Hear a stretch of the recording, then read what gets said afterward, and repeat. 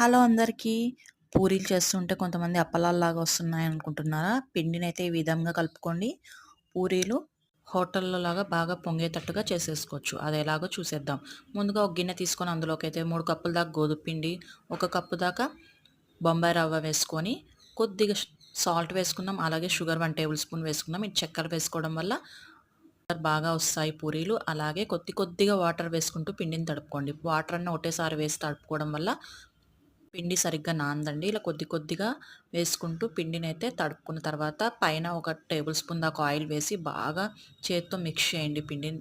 అలా మిక్స్ చేసిన తర్వాత ఒక అరగంట పాటు పిండిని నాననిచ్చుకుందాం. అలా నానిన తర్వాత పూరి సైజ్ అంత పిండిని తీసేసుకొని ఆయిల్‌తో తిక్కోండి. పూరి పిండితో తిక్కడం వల్ల ఆయిల్‌లో వేసినప్పుడు ఆయిల్ అంతా పాడవుతుంది కాబట్టి చేసే ప్రతి పూరి కూడా ఎలా పొంగి ఇట్లా ట్రై చేయండి.